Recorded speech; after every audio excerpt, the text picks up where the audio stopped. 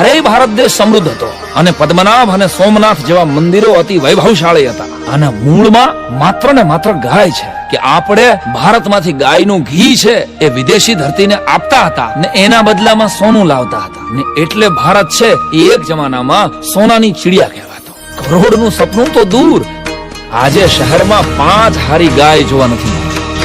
ઉકડા ઉલેચતી, પ્લાસ્ટિકની કોથળીઓ ખાતી, એઠવાડા ઉલેચતી, લાચાર અને નોંધારી ગાય. ગવત્રીની આંખોમાં આંખો પરોવીને ક્યારેક જોજો તો ખરા બાપ. ગાવડિયુની આંખોમાં જે પ્રેમ અને જે કરુણા તમે બાળશો ને એ બીજા કોઈ પ્રાણીઓની આંખોમાંથી તમે ગોતી આવી દો એટલે તમારું જોડું અને મારું માથું.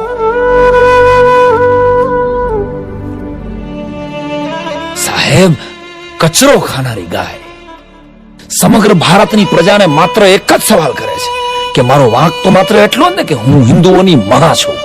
આ દેશમાં માને જ કપાવવું પડે, વેચાવવું પડે, અરે ત્રાજવે તોળાવવું પડે અને થાળીમાં લઈને પીરહાવવું પડે.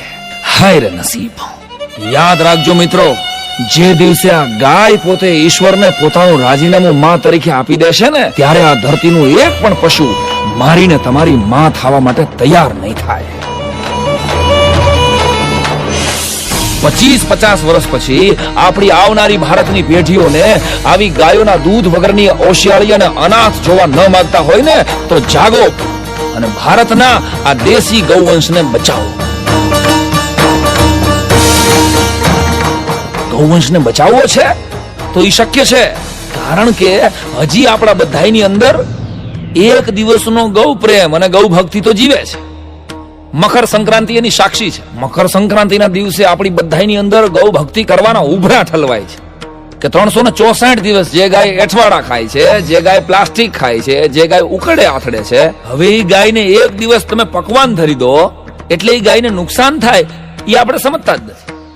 સાહેબ, તમે વિચાર તો કરો કે આખું વર્ષ જે ગાય ઉકરડા ખાય, પ્લાસ્ટિક ખાય છે, ઈ ગાયને એક દિવસ હારેમ હારી ઘૂઘરી મળે અને પકવાન મળે અને સારેમ સારો ચારો મળે તો એની દશા શું થાય? એની ડાયજેસ્ટ સિસ્ટમ ગોટે ચડી જાય છે અને એટલે ગાયને આફરા ચડે છે. મારા વાલા, એક દિવસની ગૌ ભક્તિ અને ગૌ પ્રીતિ કરવાને બદલે તમામ ગૌ ભક્તોને મારી પ્રાર્થના છે કે તમે એવી રીતે તમારા ગામની, તમારા શહેરની પાંજરાપોળો અને ગૌશાળાઓને એવી રીતે દાન આપો કે 365 દિવસ સુધી તમારી ને મારી ગાવડીઓને સાચો, સારો અને ઓર્ગેનિક ચારો મળે.